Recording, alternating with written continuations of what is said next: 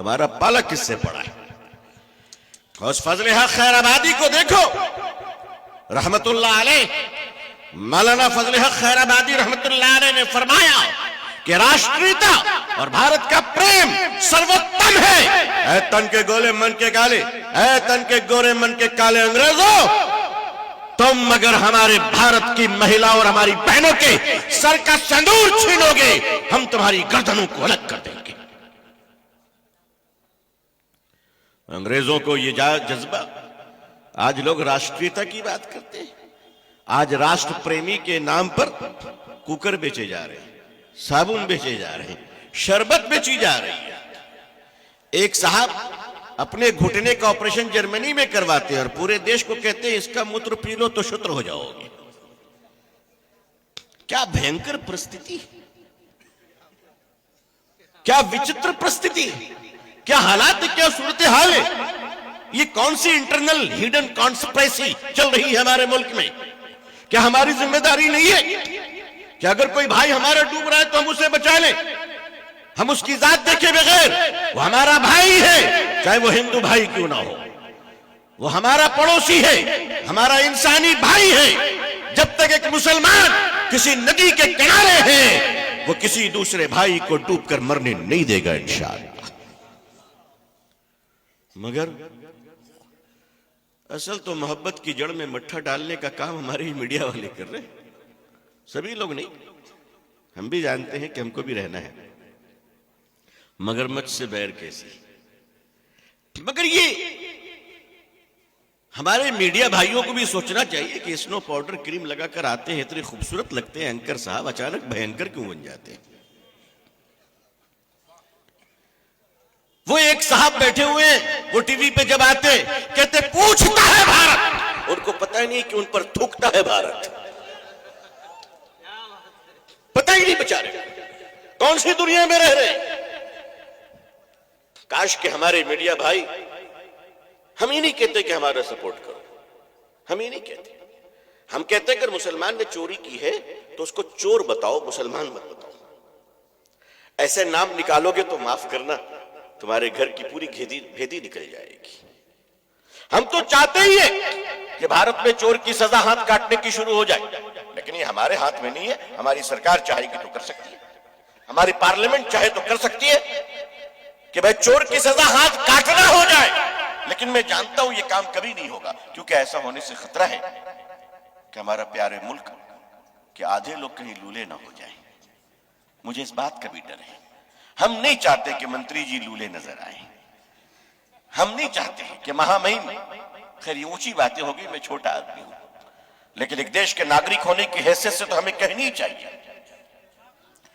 اس media کی بھی ذمہ داری ہے کہ اپنے ملک کو بچائیں، ایسا نہ کریں کہ اگر کسی ملک کو تباہ کیا لشکر طیبہ نے تو آپ لشکر میڈیا بن کر ہمارے دیش کو تباہ نہ کیجیے۔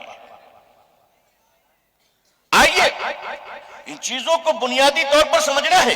یہ کیسی آج کل جرنلزم ہو رہی ہے، کیسی پترکاریتا ہو رہی ہے۔ ایک شیر نے ایک لڑکی پہ حملہ کیا، ایک لڑکا عمران نامی، اس نے جان پر کھیل کر شیر سے لڑا اور شیر کے جبڑے کو پکڑ کر کھینچا اور لڑکی کو بچا لیا۔ بریکنگ نیوز ٹی وی پہ چل رہی ہے، واہ ایک بھارت کا لڑکا نوجوان، کیا مسل پاور، ایک بچی کی جان بچانے کے لیے شیر سے لڑ گیا۔ اس بہادر کو 100 سلام۔ اچانک معلوم ہوا کہ اس بہادر کا نام عمران ہے۔ اسکرپٹ چینج ہوتی ہے، بریکنگ نیوز بدلا جاتا ہے۔ کہا تھا رکو رکو رکو رکو، عمران کا نہیں، پھر نیوز کیا بنتی ہے؟ ایک شیر ایک لڑکی سے پیار کر رہا تھا، شیر نے لڑکی کو چمہ لیا۔ میں پیور اردو میں بول رہا ہوں، ورنہ میں جانتا ہوں اس کا ترجمہ کس ہوتا ہے۔ شیر نے لڑکی کو چمہ لیا، محبت کا دشمن نامی ایک آتنکواد عمران آتا ہے اور وہ اس پریم کو برداشت نہیں کر پاتا ہے اور شیر کی ہتیا کر دیتا ہے۔ جو بہادر تھا وہ آتنکواد بن گیا۔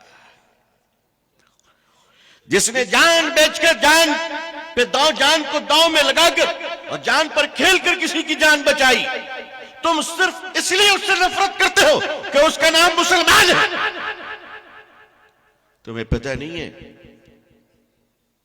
کہ ہم صرف سڑک کے کنارے پنچر نہیں بناتے، جب پاکستان کا پنچر خراب ہوتا ہے تو صوفیہ قریشی بہن جا کر ان کا پنچر ٹھیک کر کے آ جاتی ہے۔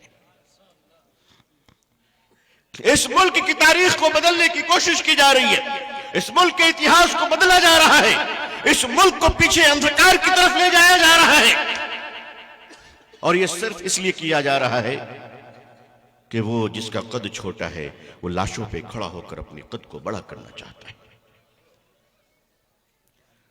وہ سوکھے پیڑ کو کاٹ دو تو ضمانت نہیں ملتی، آدمی کا مرڈر ہو جائے تو گرفتاری نہیں ہوتی۔ یہ کون سی نیائے پرنالی چل رہی ہے؟ یہ دیش، اس ملک کو آپ کو بچانا ہے۔ میں ہمیشہ بھارت کے اپنے بھائیوں کو، مسلمانوں کو کہا کرتا ہوں کہ میرے مسلمان بھائیوں، آپ کی ذمہ داری ہے، آپ کی ذمہ داری ہے۔ کوئی اپنی ذمہ داری سمجھے نہ سمجھے، لیکن ہماری ذمہ داری یہ ہے کہ سائنس کی زبان میں اندھیرے کا کوئی وجود نہیں ہوتا۔ سائنس کی لینگویج میں اندھیرا کسی شے کا نام نہیں ہے۔ اندھیرے کے معنی کچھ نہیں، اندھیرا نیگیٹو ہے، روشنی پازیٹیو ہے۔ اندھیرے کا کوئی وجود نہیں، اندھیرے کی کوئی طاقت نہیں، اندھیرے کی کوئی حیثیت نہیں ہے، اندھیرے کی کوئی پرسنالٹی نہیں ہے۔ اسی لیے بچپن سے ہم نے سنا ہے کہ لائٹ آئی تو اندھیرا، کیا سنا ہے بھائی؟ بتی آ گئی تو اندھیرا بھاگ گیا۔ کبھی ہم نے یہ سنا کہ اندھیرا آیا تو بتی بھاگ گئی؟ کبھی سنا ہے آپ نے؟ قرآن کریم نے اس کی منظر کشی کی، جاء الحق وزهق الباطل ان الباطل كان زهوقا۔ حق آیا، باطل گیا۔ بے شک باطل تو ہوتا ہی ہے جانے کے لیے، باطل کا اپنا کوئی وجود نہیں ہے۔ لوگوں، اندھیرا، تاریکی کتنی گہری کیوں نہ ہو، اندھیرا کتنے گہرے کیوں نہ ہو، رات کتنی گہری اور شباب میں کیوں نہ ہو، اس کا کوئی وجود نہیں۔ ایک چراغ جلاؤ گے اندھیرا دم توڑ جائے گا۔ ایک چراغ جلاؤ گے اندھیرا دم توڑ جائے گا۔ میرے بھائیوں، اسی طرح جھوٹ کا نام اندھیرا ہے۔ جھوٹ اندھیرا ہے۔ جھوٹ کی اپنی کوئی طاقت نہیں ہے، جھوٹ کا اپنا کوئی وجود نہیں ہے، جھوٹ کے اندر کوئی اسٹرنتھ اور شکتی نہیں پائی جاتی۔ جھوٹ تارے عنکبوت کی طرح ہے، مکڑی کے جالے کی طرح ہے۔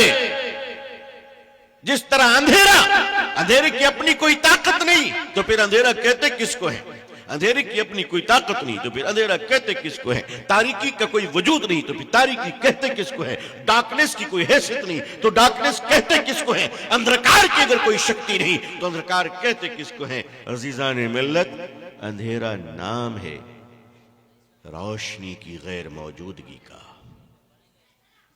ایبسنٹ آف لائٹ کا۔ روشنی کی غیر موجودگی کا نام اندھیرا ہے۔ پھر جھوٹ طاقتور ہے۔ کیوں طاقتور ہے؟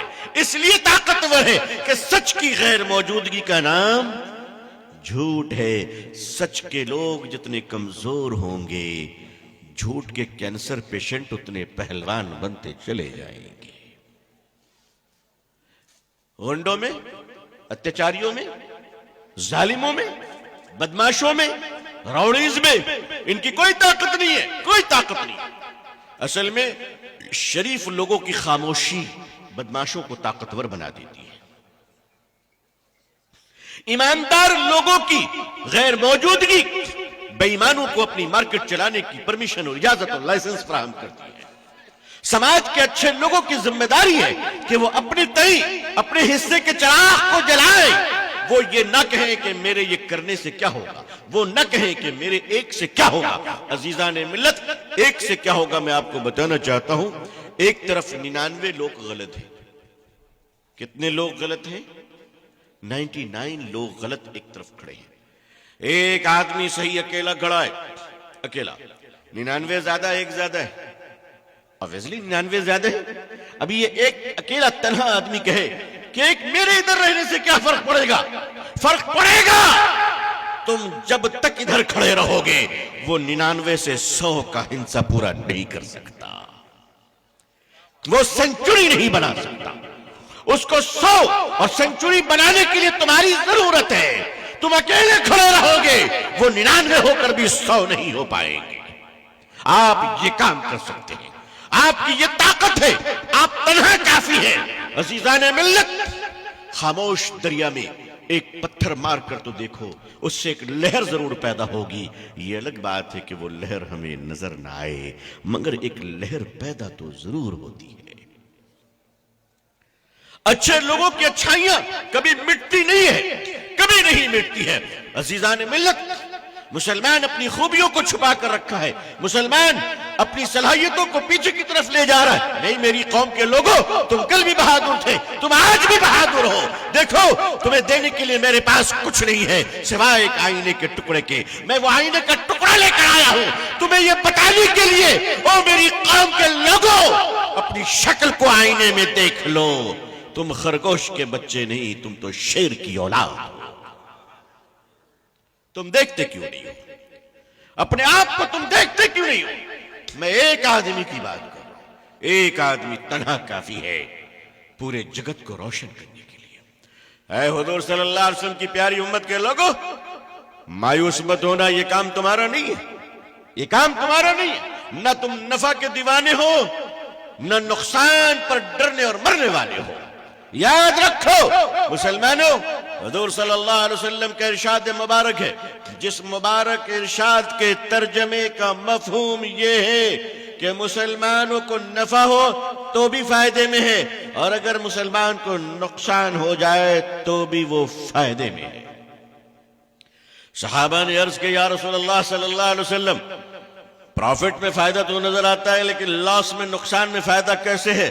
میرے آقا صلی اللہ علیہ وسلم نے ارشاد فرمایا، سنو میری قوم کے بزرگ اور دوستوں، نوجوانوں، میری بہنوں، کہ مسلمان کو جب فائدہ ہوتا ہے تو مسلمان اللہ کا شکر ادا کرتا ہے، اور جو لوگ اللہ کا شکر ادا کرتے ہیں ان کی نعمتیں اللہ بڑھا دیا کرتا ہے، ان کی دولت اللہ بڑھا دیا کرتا ہے، ان کی روزی اللہ بڑھا دیا کرتا ہے، ان کے گھر میں اللہ برکتوں کا نزول فرماتا ہے، اور جو نقصان پر صبر کرے اللہ فرماتے ہیں ان اللہ مع الصابرین، صبر کرنے والے کے ساتھ میں خود کھڑا ہو جاتا ہوں۔ کون کھڑا ہو جاتا ہے؟ اگر آج ٹرمپ صاحب فون کر کے کہہ دے I am with you، معلوم ہے رات بھر بغیر کمبل کے سردی میں دوڑ رہا ہے۔ وہ بولا ہے جو بیچارہ خود صبح تک بھول جاتا ہے۔ بھائی بھولتا ہے کہ نہیں بھولتا؟ چچا ٹرمپ کو پہچانتے کہ نہیں پہچانتے؟ ہمارے والے سے بڑی گہری دوستی تھی، پتہ نہیں آج کل کی اس سوتن کی طرح گھوم رہے ہیں۔ خدا جانے کیا ہو گیا اچانک، خدا جانے کیا ہو گیا۔ عزیزان ملت، مسلمان نقصان میں بھی نہیں گھبراتا، نقصان میں صبر کرتا ہے، اور صبر کرنے پر اللہ اجر دیتے ہیں۔ تو مسلمانوں، پہلی بات، جو پہلا فارمولا اور پہلی لاجک ہے وہ یاد رکھ لیجئے، نہ ہم نفع کے بندے ہیں نہ نقصان کے بندے ہیں۔ ہم نفع کے بندے نہیں ہیں، ہم نافع کے بندے ہیں۔ کس کے بندے ہیں بھائیو؟ نافع کون ہے؟ نافع اللہ کا نام ہے، اور اس کا معنی ہے یہ جو نفع پہنچانے والا ہے، نفع دینے والی ذات اللہ کی ہے۔ تو ہم نافع یعنی نفع دینے والے رب کے بندے ہیں، اور نقصان سے بچانے والے رب کے بندے ہیں۔ نہ ہم نفع کے پیچھے چلنے والے نہ نقصان کے پیچھے چلنے والے ہیں۔ یہ فارمولہ پہلے اپنا لیجئے، نفع اور نقصان نہیں، صرف صداقت پہ چلنا ہے، صرف راہ حق پر چلنا ہے، اور سچ کو پوری جرت کے ساتھ بولنا ہے، چاہے سامنے والا جتنی بھی طاقت کا علم بردار کیوں نہ ہو۔ سچ کو بولتے وقت لرزہ نہیں آنا چاہیے آپ کے اندر، اس لیے کہ سچ بولنے والا بھی مر کر دنیا سے جائے گا، اور جھوٹ کی روٹی کھانے والا بھی دنیا سے جائے گا۔ فرق اتنا ہوگا، ایک کا کفن چمک رہا ہوگا اور دوسرے کے کفن سے بدبو آ رہی ہوگی۔ حضور صلی اللہ علیہ وسلم نے مسلمانوں کا ڈیفینیشن بیان فرما دیا، تو پہلے مسلمانوں کو اپنے اندر یہ حوصلہ لانا ہے کہ ایسا نہ ہو نقصان سے بچنے کے لیے سودخوری کر رہا ہے، نفع کی لالچ میں بے ایمانی کر رہا ہے۔ نہیں، آپ کو اس زمین کی امامت چاہیے تو آپ کو اپنی پرسنالٹی کو بنانی پڑے گی. وہ مسلمان کیسے اقتدار کی باغ ڈور اس مسلمان کے ہاتھ میں دی جا سکتی ہے جو 1 میٹر کپڑا ایمانداری سے نہ بیچتا ہو؟ اس مسلمان کے ہاتھ میں قیادت کیسے دی جا سکتی ہے جو 1 کلو چاول ایمانداری سے تول نہ سکتا ہو؟ اس مسلمانوں کے ہاتھ میں باغ ڈور کیسے دی جا سکتی ہے جو ادارے اور مسجدوں کو بھی ایمانداری سے نہ چلا سکتا ہو؟ عزیزان ملت، دشمن ہمارا زمانہ نہیں ہے، معاف کیجئے گا، ہم نے خود سے اپنی دشمنی کر رکھی ہے. آج کس طرح سے امت کی امانتوں کو برباد کیا جا رہا ہے، امت کی امانتوں کو تباہ کیا جا رہا ہے. مسلمانوں، تم اپنے فعل میں، اپنے قول میں اللہ کے وہ عظیم بندے ہو جو تمہاری پرسنالٹی اور تمہارے جسم کو اور تمہارے کریکٹر کو اور تمہارے انداز کو دیکھ کر لوگ ایمان کی طرف کھینچے چلے آتے ہیں. مدینہ منورہ میں جو مارکیٹ ہوا کرتی تھی اس زمانے میں، دور اول میں، اسلامی زمانے میں، تو مدینہ منورہ میں سڑک کے 2 کنارے دکانیں ہیں. اس کنارے بھی مودی خانہ ہے، اس کنارے بھی مودی خانہ ہے. یعنی یہ بھی آٹا چاول دال جو بیچ رہے ہیں اور اس طرف بھی دکان والے آٹا چاول دال بیچ رہے ہیں، جو بیچ رہے ہیں. فرق یہ ہے یہ دکان یہودی بھائی کی ہے اور وہ دکان مسلمان بھائی کی ہے. شام کے وقت میں ایک یہودی کسٹمر آتا ہے جو خریدنے کے لیے اور وہ مسلمان کی دکان پر جاتا ہے. جیسے آج کل ہم لوگ بھی کہتے ہیں نا، یہ مسلمان کی دکان ہے مگر یہ ایماندار نہیں ہے. اس سے بڑی لعنت اور اس سے بڑی گالی کیا ہوگی؟ کوئی مسلمان ہو اور ایماندار نہ ہو، کوئی مسلمان ہو اور سچا نہ ہو. میں سمجھتا ہوں دنیا میں اس سے بڑی گالی اور اس سے بڑی بدنامی ایک مسلمان کی کچھ دوسری نہیں ہو سکتی. مگر وہ یہودی مسلمان صحابی کی دکان میں جاتا ہے اور کہتا ہے بھائی شام ہو گئی ہے، مجھے اپنے بچوں کے لیے جو چاہیے، فوراً مجھے جو دے دو.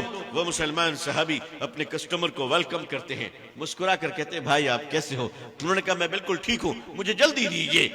صحابی رسول صلی اللہ علیہ وسلم فرمایا او میرے یہودی بھائی، صبح سے میری دکان میں کئی کسٹمر آ چکے ہیں اور میں نے اتنا سامان بیچ لیا ہے کہ شام میں میرے بال بچے پیٹ بھر کر کھا پی لیں گے، کوئی دشواری نہیں ہوگی. لیکن میرے سامنے والی جو دکان ہے وہ دکان یہودی کی ہے. میں دیکھ رہا ہوں کہ صبح سے شام تک اس کی دکان میں کوئی کسٹمر، کوئی گراہک نہیں آیا ہے. اگر وہ اسی حال میں دکان بند ہو گئی تو ہو سکتا ہے شام میں اس کے بچوں کو فاقہ کرنی پڑے. ایک کام کرو، تم یہ سودا میری دکان سے نہیں اس یہودی کی دکان سے لے لو. وہ یہودی بڑا متاثر ہوتا ہے، یہودی کی دکان میں جاتا ہے، سودا لیتا ہے، واقعہ سناتا ہے. دکاندار دکان کو بند کرتا ہے اور کسٹمر اور گاہک اور دکاندار دونوں مل کے مسلمان کی دکان پر آتے ہیں. صحابی فرماتے ہیں بتاؤ اب کیا لینے آئے ہو؟ وہ یہودی کہتا ہے جاؤ اس دکان سے لیا ہوں، ایمان تیری دکان سے لینے آیا ہوں. تو بتا تجھے یہ جذبہ ایمانی کس نے عطا فرمائی؟ مسلمانوں تم یہ دل تو تیار کر لو، جو دنیا تمہیں نفرت سے دیکھ رہی وہ کل سلام کرے گی انشاءاللہ. پہلے اپنا دل تو بڑا کیجئے، اپنی زبان کو تو درست کر لیجئے. جو مسلمان اپنی زبان سے صرف 2 ہی کام کرتا ہے کہ یا تو گٹکا کھاتا ہے یا گالیاں دیتا ہے. بھائی یہ گٹکا سے توبہ کرو گے انشاءاللہ. اتنا خوبصورت چہرہ کھا کھا کر کیا بنا لیا؟ ارے گٹکے کے پیکٹ پر دیکھو کیا بننے والے ہو، چہرہ پہلے سے موجود ہے. اگر وہ چہرہ آدمی ٹھیک سے دیکھ لے تو 2 لقمہ کھانا نہیں کھا پائے گا. اتنا گندا چہرہ. اپنے بیوی بال بچوں پہ رحم کرو بھائی، اپنے بیوی بال بچوں پہ رحم کرو. تمہاری بیوی کا حق ہے تم پر، تمہارے بچوں کا حق ہے تم پر، تمہارے ماں باپ کا حق ہے تم پر، سماج کا حق ہے تم پر، دیش کا ادھیکار ہے ہم پر، اس کا حق ہے. یہ سگریٹ اور بیڑی اور گٹکا کھا کر اپنے آپ کو کیوں تباہ کر رہے ہو؟ توبہ کرو میرے بھائیوں. چبانے کا شوق ہے تو تھوڑے دن لونگ اور الائچی چبا کر دیکھ لو، اللہ نے چاہا تو اس بری عادت سے چھٹکارا ملے گی. مگر یہ وہ بری عادت ہے. اور اتنا ہی پیسہ نکالو اور صدقے کے ڈبے میں ڈالتے چلے جاؤ تاکہ ہم بھکاری مکت سماج بنا کر ضرورت مندوں کی مدد کر سکیں انشاءاللہ. ہماری قوم کے لوگوں جمعہ کی نماز پڑھ کے نکلتے 10-10 کا نوٹ بانٹ دیتے ہیں. ہم نے سمجھتے کہ سخاوت کا ہم نے بڑا پہاڑ قائم کر لیا ہے. آپ نے سخاوت قائم نہیں کی ہے، آپ نے بھکاریوں کو پروموٹ کیا ہے. اسلام میں بھیک مانگنا حرام ہے، بھکاریوں کے لیے کوئی جگہ نہیں اسلام کے اندر. آج ہمارے دیش میں سکھ بھائیوں کے ہاں آج ایک بھکاری نہیں ملتے.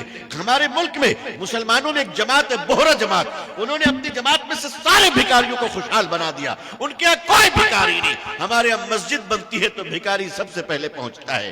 آپ درگاہوں پہ چلے جائیے تو بھکاریوں کی لائن لگی رہتی ہے. میری قوم کے بزرگوں, اپنے پیسوں کو برباد مت کرو. اپنے گھر میں ایک ڈبہ رکھو, تمہیں ڈالنا ہے تو اس میں ڈالو. اپنے بچوں کو کہو اس میں ڈالے, اپنی بیوی سے کہو اس میں ڈالے. روزانہ ڈالو, پیسے جمع ہو جائے. خبر لو تمہارے رشتہ دار میں کوئی بیمار تو نہیں ہے. نہیں ہے, چلے جاؤ سرکاری اسپتال میں اور پیسے لے کر کھڑے ہو جاؤ. سرکاری اسپتال میں غریب آ رہے ہیں, ہندو بھائی بھی آ رہے ہیں, مسلمان بھائی بھی آ رہے ہیں, جن کے پاس دوائیں خریدنے کو پیسے نہیں ہیں, بیڈ لینے کو پیسے نہیں ہیں, جن کے پاس اگر دوا خریدتے ہیں تو ناشتے کے لیے اور ڈبل روٹی اور چائے کے لیے پیسے نہیں ہیں. ان کو جاؤ کچھ مدد کر تو آ جاؤ. یاد رکھو کہ اس دنیا کے سب سے خوبصورت پودے کا نام محبت ہے, اور محبت کے پودے زمین پہ نہیں انسان کے دلوں میں اگا کرتے ہیں. مسلمان ذرا اس کی محنت تو کر لے انشاءاللہ. مسلمان ذرا اس طرف توجہ تو دے دے. میرے آقا صلی اللہ علیہ وسلم نے مسلمانوں کو رحم دلی کی تعلیم دی کہ اے مسلمانوں تم رحم دل بن جاؤ. آخر تم سے ایسا کیسے ہوتا ہے کہ تم کھڑے اور تمہارے سامنے ایک بھوکا انسان پڑا ہوا ہے اور تم اس کو دیکھ کر برداشت کرتے ہو؟ اپنا دل بڑا کرو. یہ ملک تمہیں آواز دے رہا ہے, اس ملک کی ملاوٹ تمہیں پکار رہی ہے, کھانے میں ملاوٹ کیے جا رہے ہیں, یہ ملک آواز دے رہا ہے اے مسلمانوں تم کہاں ہو جو تم نے تو کھانے سے زہر کو الگ کیا تھا. حضرت عمر بن عبدالعزیز رحمت اللہ علیہ کے زمانے میں جب زکوٰۃ کے پیسے اتنے آ جایا کرتے تھے کہ آپ پرندوں میں گیہوں بانٹا کرتے تھے کہ ہماری حکومت اور سلطنت میں ایک پرندہ بھی بھوکا نہ رہ جائے, ایک جانور بھی بھوکا نہ رہ جائے. مسلمانوں آواز دیا جا رہا ہے, ذرا اس کی پرواہ تو کر لیجئے. ہماری مسجدوں کو آپ کھول دیجئے, مسجد کے دروازے انسانیت کی بھلائی کے لیے. بیماروں کی شفا کی دعا جب کریں آپ مسجدوں میں تو صرف مسلمانوں کے لیے نہیں بلکہ پوری انسانیت کے لیے دعا کریں. اور اگر آپ کا دل بڑا ہو تو کبھی غیروں کا نام لے کر بھی دعا کر لیا کریں کہ اے اللہ مسجد کے سامنے جو چائے کی دکان ہے, فجر کی نماز پڑھ کے چائے ہم اس کی دکان میں پیتے ہیں. نام تو اس کا پرکاش ہے مگر وہ فجر سے پہلے چولہا اس لیے جلاتا ہے تاکہ نمازیوں کو نماز کے بعد گرم چائے مل سکے. 2 دن سے دکان بند ہے, سنا ہے کہ ہاسپٹل میں ایڈمٹ ہے. اے مسلمانوں تم اس نبی کی امت ہو صلی اللہ علیہ وسلم جو ابو جہل کی عیادت کرنے جا رہے ہیں. آخر یہ چائے پلانے والے بھائی کی عیادت کو تم کیوں نہیں جاتے؟ اپنی مسجد میں مائک میں اس کا نام لے کر اس کے لیے اللہ سے شفا اور صحت کی دعا کیوں نہیں مانگتے؟ عزیزان ملت, ہم اپنے ذمہ داریوں کے تئیں حساس ہو جائیں, صرف اپنی ذمہ داریوں کے تئیں حساس ہو جائیں. انشاءاللہ آپ دیکھیں گے حالات بھی بدلیں گے, اندھیرا بھی چھٹے گا, روشنی بھی آئے گی, پھر دنیا پکارے گی مسلمان کہاں ہے؟ میری قوم کے لوگوں, یہ کہتا ہوا میں آپ سے چلوں کہ بس صرف اتنا ہے کہ آپ اپنے کریکٹر اور بیہیویئر کو ایسی بنا لیجئے کہ جب آپ راستے سے گزرے تو دنیا دیکھ کر آپ کو یہ کہنے پر مجبور ہو جائے کہ اللہ اگر امت اتنی اچھی ہے تو امت کا رسول کتنا اچھا ہوگا صلی اللہ علیہ وسلم. اللہ تعالیٰ پوری دنیا میں ہم سب کو اسلام کی اور مسلمانوں کی عزت دیکھنا نصیب فرمائے. اللہ ہمیں اور آپ کو اور ہم سب کے اہل و عیال کو اور پوری امت مسلمہ کو عزت, عافیت, سلامتی, خیر, خوشحالی, صحت و تندرستی کے ساتھ اسلام پہ زندگی, ایمان پر خاتمہ نصیب فرمائے. اپنی دعاؤں میں ہمیں یاد رکھیے گا. آخر دعوانا الحمدللہ رب العالمین والسلام علیکم ورحمۃ اللہ وبرکاتہ. جزاک اللہ.